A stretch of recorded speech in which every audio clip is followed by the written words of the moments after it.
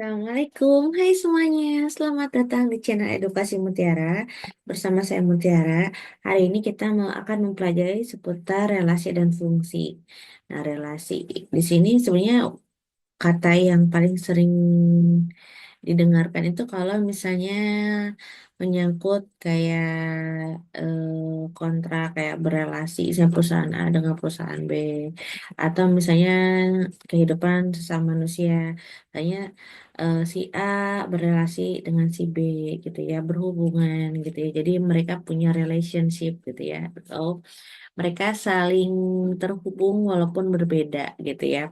Nah, kalau dalam notasi matematika biasanya relasi ini berkaitan dengan himpunan. Jadi teman-teman mahasiswa yang masih bingung atau belum paham seputar himpunan, boleh dilihat video yang sebelum ini ya, yang mengenai bahasan mengenai himpunan. Nah, relasi dan fungsi ini merupakan salah satu bagian dari subtopik yang akan kita bahas lebih lanjut pada mata kuliah matematika diskrit. Kita lanjut ke materinya ya. Oke, yang pertama yang akan kita bahas adalah mengenai relasi. Tadi saya sudah ambil sampel ya, relasi itu seperti apa. Nah, jadi kalau dalam kehidupan bersosialisasi biasanya berelasi, misalnya si A berelasi dengan si B, kayak gitu ya. Atau misalnya perusahaan A berelasi dengan perusahaan B, gitu. Nah, bisa kita lihat juga di mana kalau dalam notasi matematika, relasi itu jika terdapat dua himpunan, misalnya A dan B, nah itu mereka saling berhubungan. Nah, hubungan A dengan B itu disebut juga dengan relasi ya. Nah, kita bisa menggunakan pasangan terurut atau order pairs pada A, B untuk penghubungan A dan B. Dalam hal ini artinya elemen A atau A kecil merupakan anggota dari himpunan A atau elemen A atau B kecil merupakan elemen dari B atau misalnya B kecil merupakan bagian dari himpunan B ya.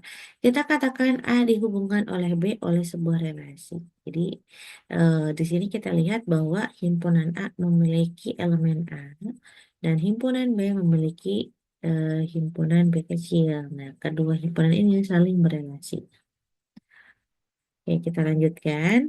Contoh lainnya yaitu misalkan ada himpunan A terdiri dari nama-nama mahasiswa yang terdiri dari Hasan, Tanti, Romi, Yusuf, dan Aditya. Ini merupakan himpunan yang terdiri dari nama-nama mahasiswa. Lalu yang B, ini di sini ada himpunan kendaraan. Di sini berarti ada beberapa jenis-jenis kendaraannya ya. Kendaraan di sini yang dimaksud adalah nama-nama brand, nama-nama brand dari kendaraan tersebut. Ada Toyota, Daihatsu, Mercedes, VW ya. Nah, kita lihat di sini kalau bila mana bagaimana caranya eh, merelasikan himpunan A dan B. Misalnya kalau kita lihat di sini ada Hasan Daihatsu, artinya apa? Artinya, Hasan memiliki kendaraan Daihatsu atau mengendarai Daihatsu. Romi mengendarai Toyota. Yusuf mengendarai Mercedes. Aditya mengendarai Toyota. Berarti kalau kita perhatikan, ternyata ada nggak ya brand mobil yang nggak dikendarai oleh mahasiswa? Kita lihat, oh ternyata ada nih, VW itu tidak dikendarai oleh mahasiswa. Dan kita lihat lagi, apakah ada himpunan mahasiswa yang tidak mengendarai kendaraan? Ternyata kalau kita perhatikan ada ya, yaitu Tanti ya. Jadi Tanti dan VW dia tidak berelasi, sedangkan yang lainnya berelasi. Kita lanjut. Definisi relasi. Nah, tadi kita lihat lagi ya, kalau misalnya relasi di sini kita sebut dengan pada sebuah himpunan yang terdiri dari elemen biner. Nah, biner itu apa ya? Biner itu adalah di mana bilangan yang hanya memiliki dua unsur bilangan, yaitu terdiri dari angka satu dan 0 gitu ya. Relasi biner R antara himpunan A dan B adalah himpunan bagian dari A dikali B ya. Notasinya adalah R merupakan subset dari A dikali B. A berelasi dengan B adalah notasi untuk AB merupakan elemen dari R. Artinya A dihubungkan dengan B oleh R. R di sini artinya relasi. A relasi B adalah notasi untuk A, B, dia bukan anggota elemen dari R. Artinya A tidak dihubungkan oleh B oleh relasi R. Jadi A dan B-nya itu dia tidak berelasi. Nah, kalau daerah asal yang dia memberikan pengaruh dengan himpunan yang lain itu disebut dengan domain atau daerah asal. Dan daerah yang terpengaruhi atau yang menjadi daerah tujuan itu disebut dengan kodomain. Maksudnya gimana Bu? Masih nggak ngerti? Misalnya kayak gini. Kalian jalan dari Purwakarta ke Bandung. Nah, Purwakarta itu daerah asal. Bandung itu daerah tujuan atau dari Bandung ke Jakarta. Berarti Bandung adalah daerah asal, Jakarta adalah daerah tujuan. Domain dan kodomain. Kita lanjut. Nah, contoh ketiga, misalnya di sini ada himpunan A yang terdiri dari beberapa nama mahasiswa, oh, terdiri dari nama Amir, Budi, dan Cecep. Himpunan B terdiri dari nama-nama kode mata kuliah yang ada. Ada IF 221, ada IF 251, IF 342, ada IF 323. Nah, maka A dikali B. Nah, kalau kalian perhatikan A dikali B ini atau perkalian antar himpunan itu kalau dalam kemarin kita bahas di himpunan juga ada ya perkalian antar himpunan ya. Nah, di sini contohnya Amir IF 221. Berarti Amir mengambil mata kuliah 221. Dia juga mengambil IF 251, IF 342, IF 323. Sedangkan Budi mengambil mata kuliah apa saja? Bisa kita lihat di sini ada IF 221, IF 251, IF 342, dan IF 323. Lalu Cicip mengambil mata kuliah apa saja? Ada IF 221, IF 251, IF 1, IF 342, dan IF 323. Misalkan, R adalah relasi yang menyatakan mata kuliah yang diambil oleh mahasiswa pada semester ganjil. Berarti yang diambil hanya mata kuliah yang bisa dikontrak pada semester ganjil. Contohnya relasi seperti berikut. Amir IF 251, Amir 323, Budi IF 221, Budi IF 251, dan Cecep IF 323. Berdasarkan relasi yang ada, kita lihat bahwa relasi di sini merupakan perkalian antara himpunan A dan B atau R merupakan subset A dikali B ya. A adalah daerah asal R dan B adalah daerah tujuan dari R. Amir IF 251 merupakan anggota dari relasi atau Amir relasi IF 251. Ada ya, karena di sini nih ada. Tapi Amir IF 342 itu bukan relasi ya, karena di sini nggak ada. 342 Amir tidak ada ya. Tapi di sini ada Bu, kenapa? Berarti bisa kita katakan untuk mata kuliah IF 342 ini berada pada semester genap. Sedangkan pernyataan yang ada itu diambil hanya di semester ganjil saja, maka dia tidak berelasi. Contoh lainnya, di sini ada himpunan P terdiri dari angka 2, 3, dan 4. Q ini ada 2, 4, 8, 9, dan 15. Jika kita definisikan relasi R dari P ke Q dengan P Q merupakan anggota relasi dari R, jika P habis menjadi pembagi Q, maka diperoleh dari 2, 2, 2, 4, 2, 8, 3, 9, 3, 15, 4, 4, dan 4, 8. Ibu ini masih nggak ngerti maksudnya habis pembagi itu seperti apa. Kayak gini, sebenarnya angka 2 yang di awal, dia merupakan bilangan yang bisa membagi habis bilangan lainnya. Kayak kalau angka 2 yang di belakang dibagi 2, maka hasilnya jadi 1. Habis kan? 4 dibagi 2, bisa kan? Lalu 8 bagi 2 bisa. 3 bagi 9 bisa. 15 bagi 3 bisa. 4 bagi 4 bisa. 4 bagi 8 bisa. Kalau yang nggak habis misalnya contohnya seperti apa? Misalnya kayak 2 dan 9. Nah, berarti kan kalau 2 menjadi pembagi dari 9, hasilnya jadi 4,5. Berarti ada sisanya. Nah, ini dimintanya yang tidak bersisa gitu. atau tidak ada bilangan desimalnya ya. Nah, kita lihat di sini relasi pada himpunan. Relasi pada sebuah himpunan adalah relasi yang khusus. Relasi pada himpunan, contohnya kita di sini ada himpunan A adalah himpunan bagian dari A dikali A. Notasinya adalah relasi subset A dikali A ya. Nah, kita lihat di sini contoh.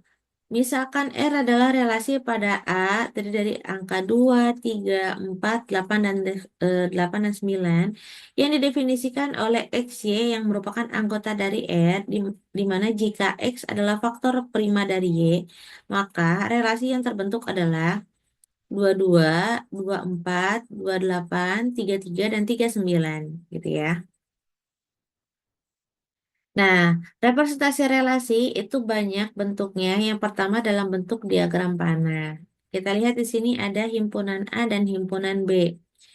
Amir berarti hanya mengambil mata kuliah IF 251 dan IF 323. Budi IF 221 dan 251. Cicip hanya mengambil mata kuliah 323. Berarti kalau kita lihat di sini tidak ada satupun yang berelasi dengan IF 342 ya. Lalu kita lihat di himpunan P dan Q.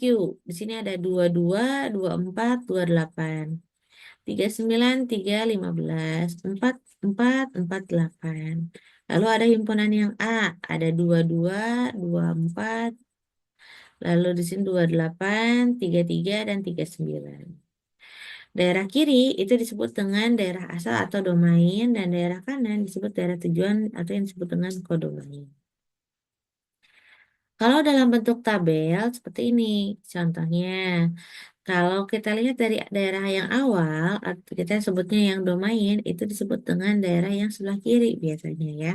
Contoh di sini ada A, B, berarti A jadi domain dan B jadi kodomain. Amir itu di sini dia mengambil mata kuliah IF 231 dan 323, Budi IF 221 dan IF 251, dan Cecep IF 323. Peki 22, 24, 44, 28, 48, 39, dan 35. AA 22, 24, 28, 33. Oh ini salah, mohon koreksi harusnya 39 ya. Lanjut kita ke representasi dalam bentuk matriks ya. Nah, gue masih nggak ngerti matriks kayak gini tuh agak membingungkan. Nah, mari kita skip dulu yang ini, nanti kita kembali lagi ke slide yang ini ya. Nah, kita akan bahas dulu mengenai pengantar matriksnya. Pengantar matriks itu kita bisa lihat bahwa dia terdiri dari susunan skalar elemen-elemen dalam bentuk baris dan kolom. Jadi kalau kalian bingung, kalau misalnya dalam hitungan duh matriks itu gimana ya? Pokoknya ada baris dan kolom. Kalau membedakannya gimana? Kalau karena misalnya Bu saya suka kebalik nih antara baris dan kolom. Baris itu biasanya dia garisnya mendatar atau horizontal. Kalau kolom biasanya dia vertikal atau dari atas ke bawah ya, menurun. Nah, matriks sendiri pengertiannya adalah susunan skalar elemen-elemen dalam bentuk baris dan kolom. Nah, kalau misalnya dia bentuknya eh, jumlahnya sama, misalnya barisnya 4, kolomnya 4, maka kita sebut dengan matriks bujur sangkar atau matriks persegi ya. Artinya, kan kalau bujur sangkar panjang sisinya itu setiap sisinya sama ya. Jadi misalnya kalau atasnya 5, berarti bawahnya juga 5. Atasnya 4, bawahnya juga 4 gitu. Nah, kita kembali ke slide yang sebelumnya.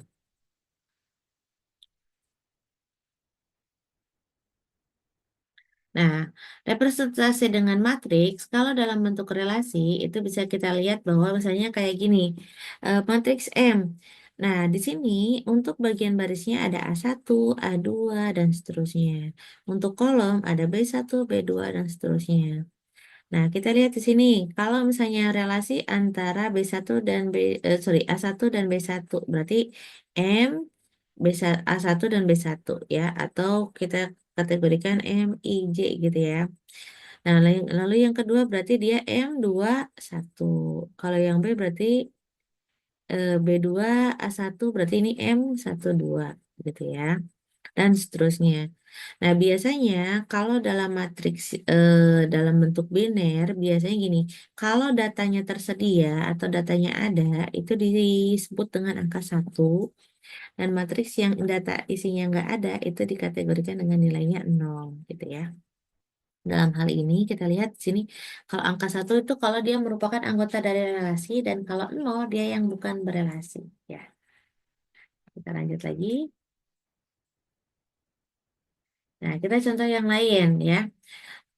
Notasi dalam bentuk ringkas, kita lazim menggunakan notasi A besar atau himpunan A, A, I, J. Contohnya, kita di sini ada matriks dalam bentuk 3 kali 4. Bu, 3 kali 4 dari mana? Karena acuannya adalah baris kali kolom ya. Barisnya ada 3 dan kolomnya ada 4 ya. Maka ini disebut dengan matriks 3 kali 4. Kalau ada juga ya kalau yang matriks simetri itu berarti sebutannya seperti matriks bujur sangkar di mana jumlah baris dan kolomnya itu terdiri dari angka yang sama. Jadi barisnya angkanya misalnya 4, maka kolomnya juga 4 gitu ya. Kalau di contoh yang nomor 6, barisnya ada 4 dan kolomnya juga ada 4 ya.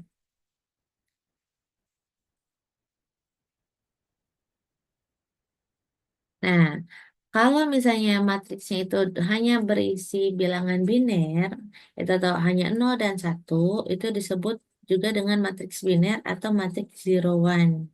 Atau berarti matriksnya hanya terdiri dari angka 0 dan 1 saja ya.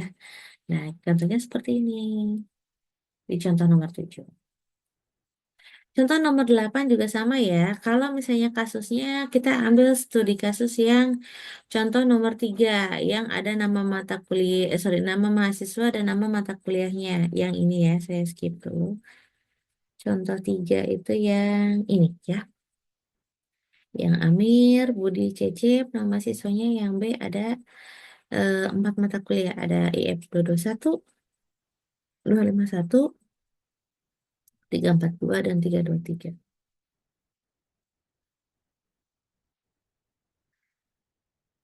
Oke, kita lihat di sini. Kalau misalnya dalam hal ini A1 itu artinya dia si Amirnya ini ya. Nah, Amir A1, Budi A2, Cecep A3 gitu ya. Kalau B1-nya B1 yang ini yang di atas berarti IF 221, B2 IF 251, B3 IF 342 dan B4 adalah IF 2 323. Kalau yang mata kuliahnya itu memang diambil oleh yang bersangkutan, maka ditulis yang ke satu. Tapi kalau tidak dikontrak atau tidak diambil, maka dia dituliskan dengan angka 0. Contohnya kalian mengambil mata kuliah matematika diskrit pada semester ini, maka disebutnya angka satu. Lalu ternyata kalian tidak mengambil mata kuliah logika matematika di semester ini, maka 0 gitu. Pada relasi R, pada contoh 4 dapat dikatakan dengan matriks seperti ini ya. Kalau misalnya 1, 1, 1, 0, 0, 0, 0, 0, 1, 1, 0, 1, 1, 0, gitu ya. Nah, sekarang kita akan representasikan dalam bentuk graf berarah. Kalau graf berarah, contohnya kayak gini ya. Saya langsung aja. Misalnya R-nya AA, AB, BA, BC, BD, CA, CD, dan DB adalah relasi himpunan A, B, C, D, E. Kalau kita lihat di sini A ke A, maka dia akan membentuk sebuah gelang atau kalang ya. Makanya sering disebut orang kayak, lu kalang kabut berarti berputar gitu ya. A ke A lagi ya, terus A B berarti A ke B, lalu B ke A, B ke A, B ke C, B ke C ya, B ke D, B ke D, C ke A berarti C ke A, C ke D berarti C ke D, lalu D ke B, D ke B gitu ya. Ini kalau dalam bentuk graf berarah. Kalau dengan graf berarah, dia pasti acuannya adanya titik dan adanya garis yang berarah. Gitu. Nah, contoh lainnya dalam bentuk direpresentasikan dalam bentuk diagram kartesian. Nah, contohnya kita ambil contoh yang 3A lagi ya. Yang kita lihat, sorry, contoh yang nomor 3. Jadi himpunan A dari terdiri dari Amir, Budi, Cecep, dan B itu mata kuliahnya. Nah, kalau misalnya dia berelasi, maka dia kasih titik gitu. Saya kayak Amir mengambil mata kuliah IF 251, oh di sini dikasih titik. Amir mengambil mata kuliah 323, berarti yang ini. Budi mengambil IF 221, Budi mengambil mata kuliah IF 251, berarti di sini. Dan Cecep mengambil mata kuliah IF 323, yang ini. Intinya garisnya harus sama. Karena ini di sini tulisannya adalah nama dan ini adalah nama mata kuliahnya. Kalau ini diagram kartesian pasti berpacinya dengan garis sumbu X dan sumbu Y. Kalau sumbu X biasanya dia yang horizontal, untuk Y dia yang vertikal. Nah, kita lanjut ke sifat-sifat relasi. Jadi setiap relasi itu dia punya sifat ternyata ya. Sifatnya terdiri dari apa saja? Mari kita bahas sama-sama. Yang pertama, relasinya itu dia namanya refleksif.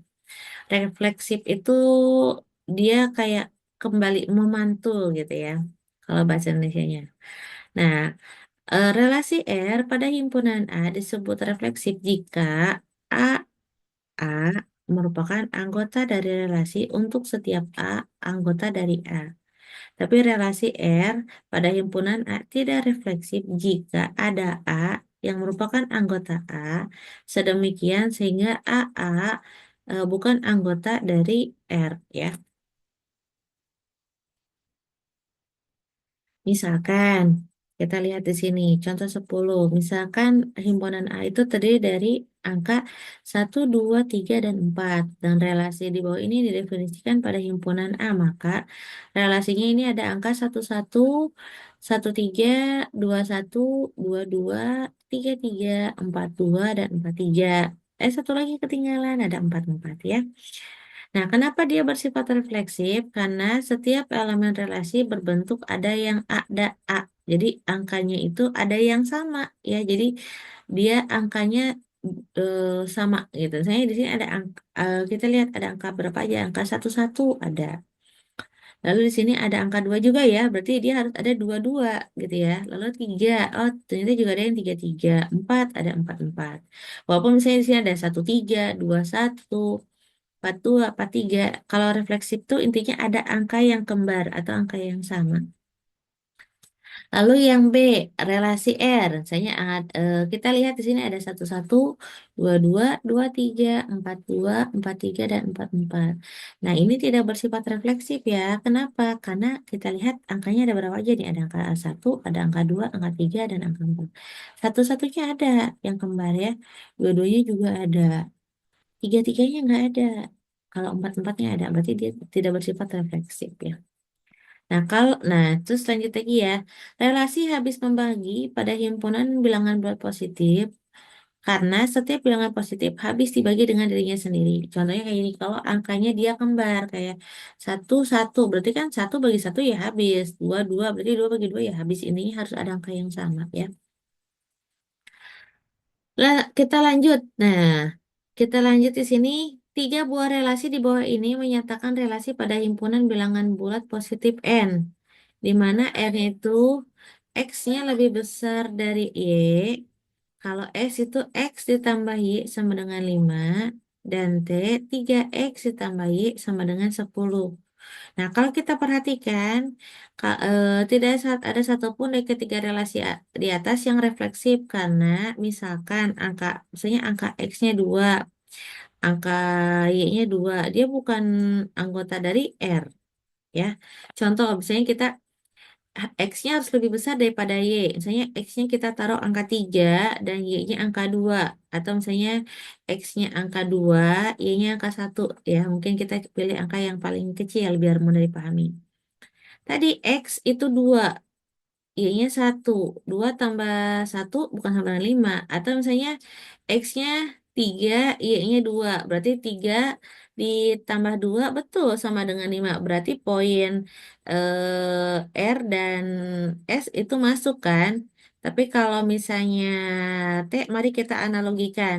Misalnya yang T, 3 dikali 3 berarti ya 3 kali 3 tadi kan karena X-nya itu sama dengan 3 3 kali 3 sama dengan 9, Y-nya sama dengan 2. Nah berarti 9 tambah 2 berarti 11, berarti tidak 10 ya.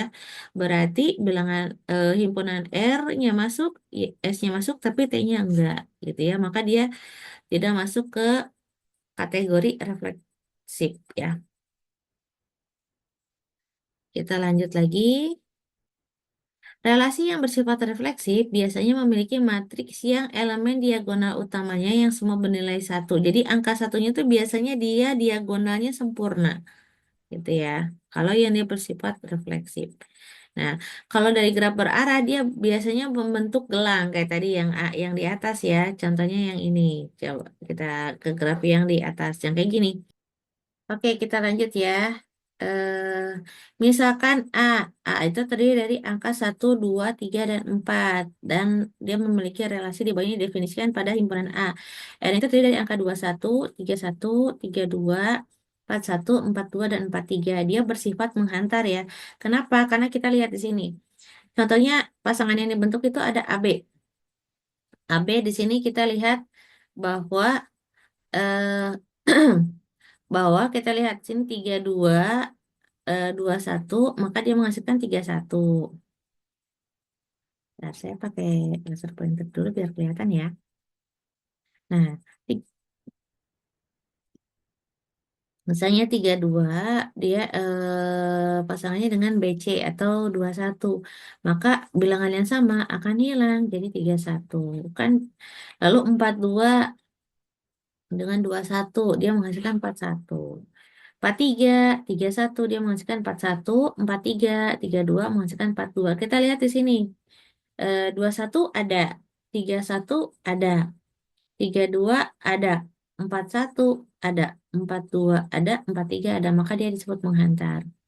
Lalu kalau yang B, contohnya adalah kalau himpunan yang bilangannya angka 11, 23, 24 dan 42, dia tidak menghantar. Kenapa? Mari kita coba. Kalau bilangan yang kembar dia pasti menghantar ya.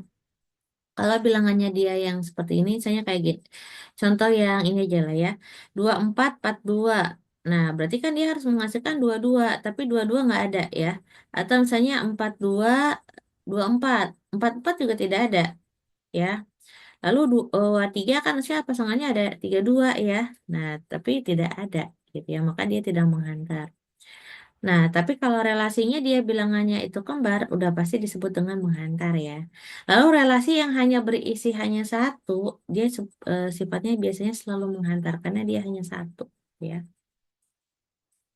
Contoh relasi habis membagi pada himpunan bilangan bulat positif bersifat menghantar, misalnya A habis membagi B, B habis membagi C, maka terdapat bilangan positif M dan N sedemikian sehingga B itu sama dengan M dikali A, MA atau dan C sama dengan NB, di mana C itu sama dengan NMA, sehingga A habis membagi C, jadi relasi habis membagi itu biasanya menghantar.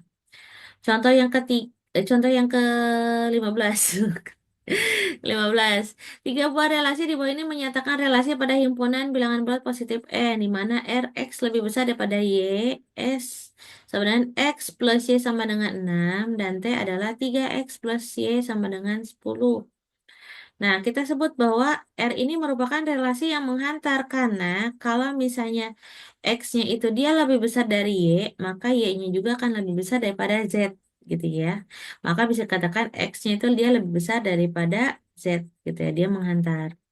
Kalau S dia tidak menghantar kalau misalnya ya angkanya 4 dan 2 ya. Karena kan angka X-nya harus lebih besar daripada Y, misalnya 4 tambah 2 ya jadi 6. Tapi kalau misalnya kita lihat lagi, 4 dan 2 kalau dianalogikan ke yang lain, itu bukan bisa merupakan anggota S. Tapi kita lihat angka 4-nya itu nggak ada. Contohnya kayak gini. Kita lihat, misalnya kita contoh yang tadi ya, 4 dan 2. Yang T, ya. 3 kali 4, 12 12 tambah 2 jadi 12 nggak 10 ya. Nah, jadi yang S juga walaupun misalnya jumlahnya dia sama, tapi dia tidak dianggap menghantar karena kalaupun misalnya angkanya saja 5 tambah satu, dia kita lihat lagi bahwa dengan himpunan yang lain juga dia tidak relate gitu ya. Kayak 5 tambah satu 3 kali 5, 15, 15 tambah satu 16 gitu ya. Jadi pasti tidak menghantar ya. Mau satu, kalau saya kita jumlahin ya, kayak 17, saya 17 kan berarti 3 kali satu tambah 7. Sedangkan kan X-nya harus lebih besar, 24. Berarti dia lebih kecil. 31, 3 kali 3 bisa kan? 9 tambah satu 10. Coba kita 31 sini. 3 tambah satu kan bukan 6 gitu ya. Gitu. Relasi yang bersifat menghantar tidak mempunyai ciri khusus pada matriks representasinya, tetapi sifat menghantar pada graf berarah ditujukan pada jika ada busur A ke B dan dari B ke C, maka juga dapat terdapat busur dari arah A ke C, gitu ya. Jadi misalnya kalau A ke B, B ke C biasanya suka ada arah lagi dari A ke C, gitu. Nah, sekarang topik yang selanjutnya adalah setangkup dan tolak setangkup atau simetrik dan asimetrik ya. Relasi R pada himpunan A disebut setangkup jika A dan B merupakan anggota dari relasi, maka B dan A juga anggota dan dari relasi. Jadi setiap bilangan A dan B itu harus ada pada relasinya, maka itu disebut dengan setangkup. Misalnya kalau ada angka 2 dan 4, 4 dan 2 itu masuk ke relasinya, itu masuknya setangkup. Kalau relasi R, himpunan A tidak setangkup jika A dan B-nya ada, tapi B dan A-nya nggak ada. Misalnya 2 dan 4-nya ada, tapi 4 dan 2-nya nggak ada. Berarti disebutnya tidak setangkup. Kalau relasi R pada himpunan A sedemikian sehingga misalnya A dan B merupakan anggota R, B dan A-nya juga merupakan anggota R, tapi jika dan hanya jika bilangan A dan B-nya sama. Jadi bilangannya dia kembar gitu ya. Jadi disebutnya juga dengan tolak setangkup. Misalnya 1,1, 2,2, 3,3 gitu. Relasi R pada himpunan A disebut tidak tolak setangkup jika ada elemen berbeda dari A dan B sedemikian sehingga A dan B-nya itu merupakan anggota dari R dan B dan A-nya juga merupakan anggota bilangan R, tapi dia bilangannya nggak sama. Itu disebut dengan tidak tolak setangkup.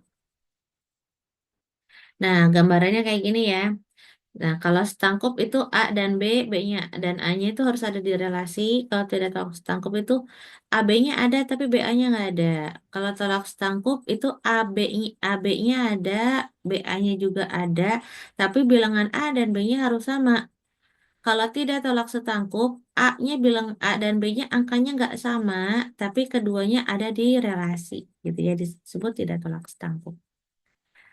Relasi yang bersifat setangkup mempunyai matriks yang elemen di bawah ini diagonal utamanya merupakan pencerminan dari elemen-elemen di atas diagonal utama atau MIJ sama dengan MIJ sama dengan 1 untuk I, 1, 2, dan seterusnya. Jadi biasanya diagonalnya sempurna. Sedangkan graf berarah dari relasi yang bersifat setangkup dicirikan oleh jika ada busur A ke B, maka juga ada busur dari B ke A. Karena dia saling mempengaruhi gitu. Matriks dari relasi tolak setangkup mempunyai sifat yaitu matriks MIJ-nya sama dengan 1, dengan I itu tidak sama dengan J. Bilangannya berbeda ya.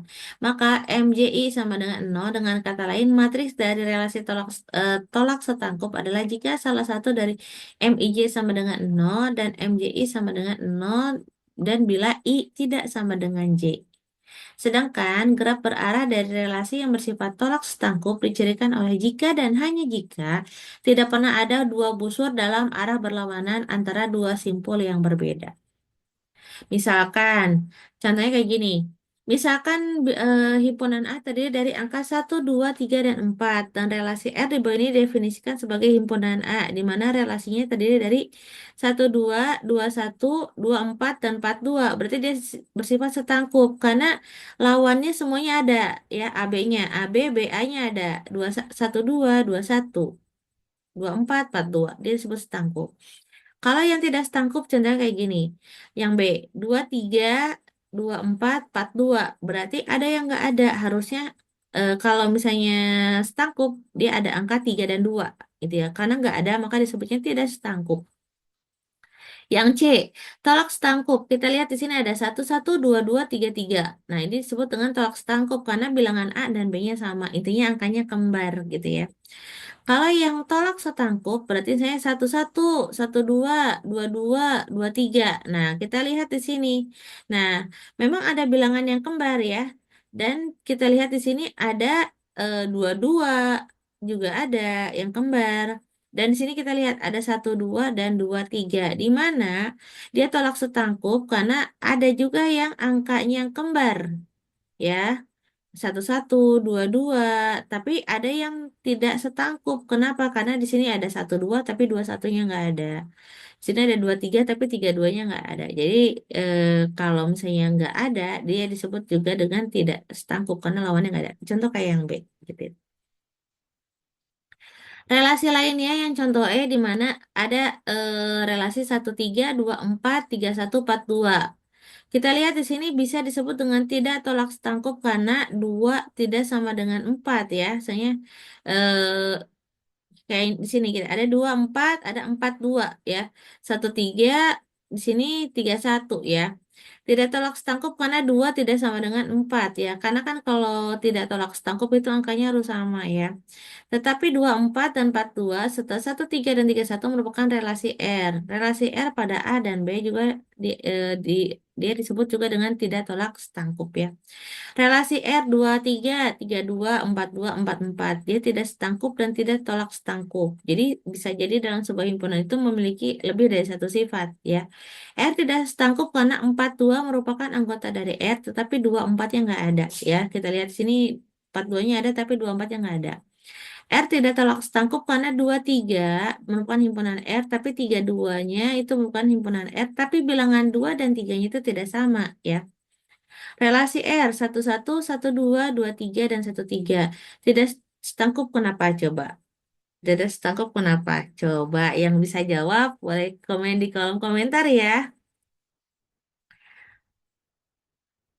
Nah, contoh yang terakhir, contoh yang 17, bila mana relasi habis membagi pada himpunan bilangan bulat positif tidak setangkup karena jika A habis membagi B, B tidak habis membagi A kecuali jika A sama dengan B. Contohnya, 2 habis membagi 4, tetapi 4 tidak habis membagi 2. Misalnya kan kalau misalnya kita lihat 2 bisa menjadi pembagi dari 2, tapi kalau 4 menjadi pembagi 2 jadinya hasilnya 0,5 gitu ya. Oleh karena itu, 2 dan 4 merupakan relasi, tetapi 4 dan 2 bukan relasi, sehingga disebut tidak setangkup. Relasi habis membagi tidak pasti tolak setangkup karena jika A habis membagi B dan B habis membagi A, maka itu hanya jika A sama dengan B. 1 dibagi 1, gitu kan. Balik lagi ya sama, 1 bagi 1, atau 2 bagi 2, 2,2, ya berarti 2 bagi 2 gitu. Sebagai contoh, 4 habis membagi 4, karena itu 4 dan 4 merupakan relasi dan 4 sama dengan 4. Perhatikan bahwa relasi yang tidak setangkup tidak selalu sama berarti sama dengan tolak setangkup. Beda ya. Contoh, relasi R ada 11, 22, 23, 32, 42, dan 44. Ini disebut juga dengan tidak setangkup dan juga tidak tolak setangkup. R tidak setangkup karena 42 merupakan anggota bilangan anggota himpunan dari R. Tetapi 24-nya nggak ada, ya. Lalu R juga disebut juga dengan tidak setangkup karena 23-nya ada, 32-nya ada, tapi angkanya berbeda. 2 dan 3 itu bukan angka yang sama. Gitu ya. Oh, masih ada ternyata contoh lain ya. Nah, di sini kita lihat contoh 18. Ada 3 buah relasi di bawah ini menyatakan bahwa relasi pada himpunan bilangan bulat positif N. Kayak tadi, R, X lebih besar daripada Y, di mana S-nya itu X ditambah Y sama dengan 6. T itu adalah 3X plus Y sama dengan 10. R bukanlah relasi setangkup karena misalkan 5 lebih besar daripada 3, tetapi 3 tidak lebih besar daripada 5 karena angkanya beda ya. Karena kan kalau setangkup itu angkanya dia harus bolak-balik tapi syaratnya tidak memenuhi. Kan kalau X sama Y pasti bilangannya berbeda ya. Lalu, S relasi setangkup karena misalkan 2 dan 24 adalah anggota S. Karena kan dia masuk kayak ke hukum komutatif ya, kalau penjumlahan dan perkalian. 2 tambah 4 6. 4 tambah 2 6. Contoh kalaupun di perkalian. 2 kali 4 8, 4 kali 2 8. Itu di hukum komutatif. Makanya di penjumlahan di sini dia kalaupun berbalik, dia tetap bisa setangkup gitu ya. Nah, kalau bilangan T tidak setangkup karena misalkan saya 3 kali 3 X-nya 3, Y-nya 1. 3 kali 3, dia 9. 9 tambah 1, 10. Betul ya. Tapi kalau misalnya tidak setangkup, itu 1 dan 3-nya, dia bukan anggota bilangan T. Jadi saya misalkan 3,1 anggota T. Tapi 1/3-nya bukan anggota T gitu ya. S bukan relasi tolak setangkup karena misalkan 42 merupakan relasi dari S atau himpunan dari S, tapi 24-nya juga merupakan bilangan dari S, tapi angka 4 dan 2 kan beda ya. Jadi dia kalau reaksi tolak setangkup itu angkanya harus sama. Dan relasi R dan T keduanya tolak setangkup. Nah, kenapa ya? Coba yang bisa jawab boleh komen di kolom komentar ya. Nah, di sini contoh lain ya. Ada contoh 19, tunjukkan relasi bahwa R di mana X, Y, di mana X pangkat 3 sama dengan Y, di mana X merupakan anggota dari Z, dan Y merupakan anggota dari Z bersifat refleksif atau tidak, menghantar atau tidak, setangkup atau tidak, atau tolak setangkup atau tidak. Mari kita perhatikan. Misalnya, kalau kita taruh angka 2, 2 pangkat 3 sama dengan 8 ya. Kita lihat kalau kita jumlahkan bilangan angka 2 itu, dia R itu tidak refleksif sebenarnya. Kenapa? Karena jika terdapat 2,2, maka Y-nya itu kan harus 2 ya. Sedangkan kan kalau X pangkat 3 sama dengan 8. Kalau R nya itu misalnya R-nya 3, 3 pangkat 3 berarti 27. Sedangkan Y-nya kan nggak mungkin jawabannya 3, jadi dia tidak refleksif ya. Nah, seterusnya. Dan R itu tidak menghantar karena jika X pangkat 3 sama dengan Y, lalu selanjutnya adalah Y pangkat 3 sama dengan Z, maka tidak mungkin ada X pangkat 3 sama dengan Z karena bilangannya pasti lebih kecil ya. R tidak setangkup karena misalkan 2,8 merupakan anggota dari R, namun 8,2 itu bukan anggota dari R, ya. Karena kan si misalnya X-nya sama dengan 8, misalnya contoh ya. Saya kita jumlahin ya. 2 pangkat 3, 8. Berarti 2 X-nya 2, Y-nya 8. Tapi kalau misalnya kita balik, 8 pangkat 3 apakah sama dengan 2? Kan tidak ya. R tolak setangkup karena jika X pangkat 2 sama dengan Y, tidak ada Y pangkat 3 sama dengan X, kecuali bilangannya X pangkat 3, X sama dengan Y, atau bilangannya sama. Ya. Contoh lainnya yang 20 berikut adalah graf yang merepresentasikan sebuah relasi R pada sebuah himpunan. Tentukan apakah relasi tersebut bersifat refleksif atau tidak, menghantar atau tidak, setangkup atau tidak, dan tolak setangkup ataupun tidak. Kita lihat di sini.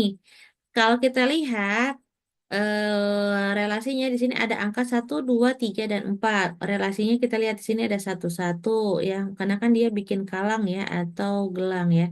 1, 1, 1 ke 2, 2 ke 1, terus di sini ada 2 ke 3, lalu ada 3 ke 3 ke dirinya sendiri, 4 ke 3, 5 ke 4, dan 5 ke 5 ya. Apakah dia refleksif? Iya ya. Ternyata tidak. Ayo. Pasti biasanya suka ada yang kekecoh. Kenapa saya tadi bilang iya? Karena ada angka kembar ya. Tapi kalau kita perhatikan kembali, betul ada gelang di sini ya di angka 1, 3, dan 5. Kenapa disebut tidak? Karena angka 2 dan 4-nya itu nggak sama. Harusnya semuanya membuat gelang gitu ya. Hati-hati kekecoh ya. Lalu yang kedua, menghantar atau tidak? Jawabannya tidak. Kenapa? Karena jika dan 4 itu merupakan relasi, dan 4 dan 3 adalah relasi, tetapi 1 dan 3 dia bukan relasi. Contoh, 1 dan 4, 1 dan 4 ya. Lalu di sini ada 4 ketiga. Harusnya ada 1 ketiga. Gitu, saling mempengaruhi. Lalu di sini kita lihat lagi, setangkup atau tidak. Kita lihat bila mana ada angka 23. Apakah ada yang 3,2? Nggak ada ternyata. Lawannya nggak ada. Atau kebalikannya tidak ada. Jadi dia bukan setangkup ya. Harusnya pasangannya ada. 23 berarti 32.